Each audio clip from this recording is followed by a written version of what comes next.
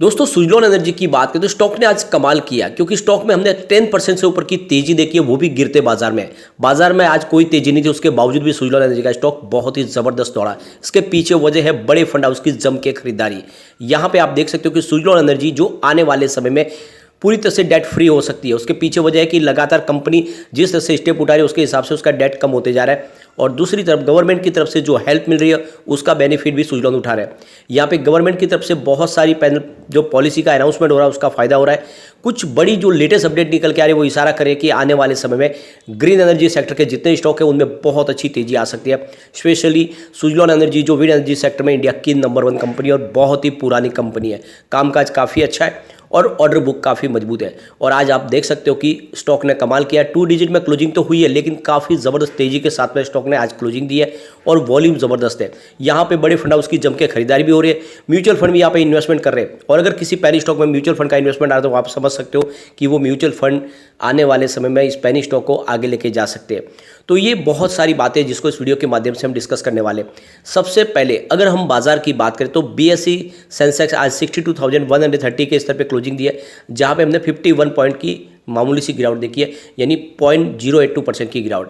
वैसे अगर देखें तो बाजार में गिरावट के साथ में शुरुआत हुई थी क्योंकि इंटरनेशनल जो सिग्नल थे वो वीक थे, लेकिन हमारे बाजार ने अच्छी खासी देखो रिकवरी दिखाई है और जो क्लोजिंग है लगभग फ्लैट है। इशारा है कि यहाँ पे इस लेवल पे खरीदारी हो रही है। अब अगर हम निफ्टी एनर्जी की बात करें तो यहाँ पे हमने पॉजिटिव क्लोजिंग देखी है और तेजी के साथ में क्लोजिंग देखी, यानी 26,450 के स्तर पे 0.30% की तेजी थी। तेजी बड़ी नहीं थी लेकिन फिर भी एनर्जी सेक्टर में तेजी तो थी। यहाँ पे अगर आप सुजलॉन एनर्जी की बात करें हम तो स्टॉक की शुरुआत 9.30 पर हुई और लो बना 9.25 का, यानी कुछ समय के लिए ही आप देख सकते हो कि जो सुजलॉन का यह स्टॉक था वो रेड में चला गया, लेकिन उसके बाद में जो एक तरफा तेजी बनी तो स्टॉक सीधा 10.35 पर चला गया। बहुत ही ज़बरदस्त तेजी। और जो क्लोजिंग है वो 10.25 पर है, जहाँ पे हमने 10.22% की तेजी देखी है।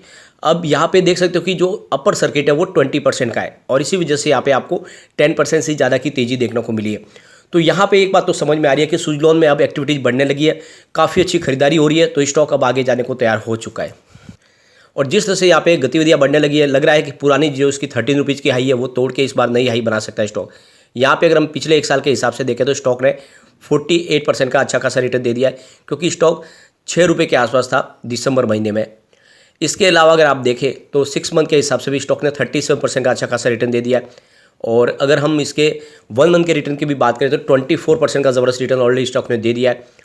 अब यहाँ पे वॉल्यूम में बहुत ही ज़बरदस्त आज बढ़ोतरी हुई है। आप देख सकते हो पिछले 1 महीने पहले इसका 16 करोड़ का वॉल्यूम था, 6 करोड़ की डिलीवरी उठाई गई थी। 1 वीक पहले 27 करोड़ रुपीज़ का वॉल्यूम होता है, 8 करोड़ की डिलीवरी उठाई गई थी। और फ्राइडे को 17 करोड़ का वॉल्यूम था, 6 करोड़ की डिलीवरी उठाई गई थी, लेकिन आज 34 करोड़ रुपीज़ का वॉल्यूम आया, यानी वॉल्यूम दुगुना हुआ है। आप समझ सकते हो कि फ्राइडे के जो वॉल्यूम था उससे दुगुना वॉल्यूम, यानी ज़बरदस्त यहाँ पे एक्टिविटी बढ़ी है लोगों की और बड़े फंड हाउस ने यहाँ पे जम के खरीदारी की है। पूरे बाजार में वॉल्यूम के मामले में सुजलॉन एनर्जी नंबर 3 पे था। नंबर 1 पे यस बैंक है जिसने आज कमाल किया और पिछले 2 साल के बाद एक नई हाई इसने भी बना दी। और जो लोगों के मन में जो धारणा थी कि यस बैंक का स्टॉक कभी नहीं दौड़ेगा, वो आज टूटती हुई दिखाई देगी। इसके अलावा जेपी पावर वेंचर्स लिमिटेड ने आज कमाल किया है और काफ़ी ज़बरदस्त दौड़ा है, और इसके पीछे वजह है कि ये अपने सीमेंट के बिजनेस को बेच के कंपनी पूरी तरह से डेट फ्री होने जा रही है। तो ये स्टॉक जो मैंने आपको 3 लगातार हमेशा सजेस्ट किए, अब देख सकते हो कि आज ये तीनों टॉप 3 में थे और काफ़ी ज़बरदस्त दौड़े और लगभग ये अपनी नई हाई बनाने को तैयार हो चुके। तो ये आप समझ ही सकते हो कि जो स्टॉक मैंने सजेस्ट किए वो वाकई में गोल्ड है और आने वाले समय आपको अच्छा खासा रिटर्न देने की ताकत भी रखते हैं।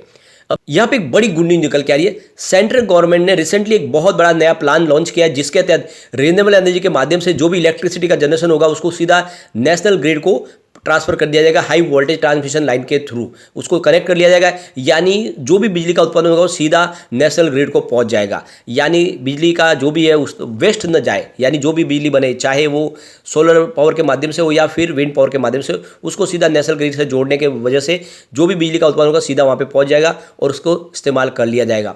अब यहाँ पे इसके साथ में अगर देखें तो बैटरी स्टोरेज की भी व्यवस्था की जा रही है, यानी 51 गीगावाट की बैटरी स्टोरेज लगाई जाएगी, क्योंकि आपको पता होगा जो भी विंड एनर्जी के माध्यम से अगर बिजली का उत्पादन होता है या फिर सोलर एनर्जी के माध्यम से जो भी इलेक्ट्रिसिटी जनरेशन होगा उसको स्टोर करना जरूरी है, क्योंकि वो हर समय अवेलेबल नहीं होता है। आपको पता ही होगा कि अगर हवा नहीं चलेगी तो कोई भी विंड के माध्यम से बिजली का उत्पादन नहीं होगा। उसी तरह से अगर क्लाइमेट क्लियर नहीं है या फिर अंधेरा है तो सोलर एनर्जी का उत्पादन नहीं हो पाएगा। ऐसे में जो बिजली बनेगी उसको स्टोर किया जाएगा और जब भी ज़रूरत होगी उसको नेशनल ग्रिड को सप्लाई कर दिया जाएगा।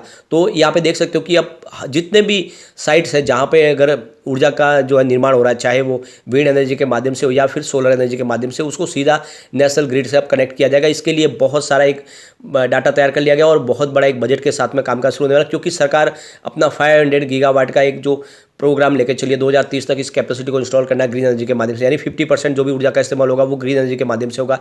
और इसीलिए इसके तहत अब यहाँ पे ये रोड मैप तैयार कर लिया गया है और आप समझ सकते हो कि सेंट्रल गवर्नमेंट ने अपनी तरफ से तैयारी कर ली है और इसके लिए आने वाले समय में जितने भी ऊर्जा के स्रोत है वो सारे के सारे नेशनल ग्रिड से डायरेक्ट कनेक्ट कर लिए जाएंगे। अब यहाँ पे इस सिस्टम के तहत देखें तो करीब 50,890 सर्किट किलोमीटर्स की जो लाइन्स है उसको वहाँ पे कनेक्ट किया जाएगा।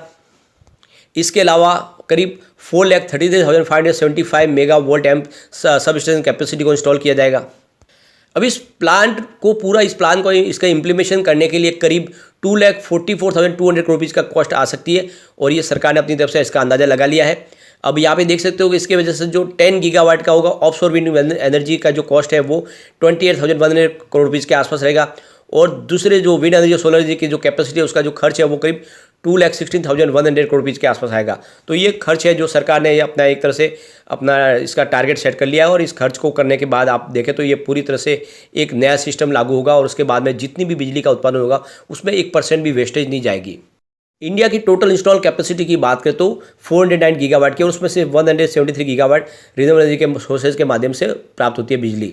दूसरी तरफ गवर्नमेंट एक और बड़ा स्टेप उठाने जा रही है जिसके लिए स्मार्ट मीटर लगाए जाएंगे। स्मार्ट मीटर की वजह से एक तो बिजली के लीकेज को रोका जा सकता है, साथ में जो साइबर अटैक होते हैं कई बार प्रॉब्लम हो रही है, आप देख सकते हो कि उसको रोकने के लिए भी अब यहाँ पे उसकी हैकिंग को रोका जा सकता है स्मार्ट मीटर की वजह से। तो आने वाले समय स्मार्ट मीटर लगाए जाएंगे जिसकी वजह से जितना वो बिजली का खपत है वो भी कम की जा सकती है।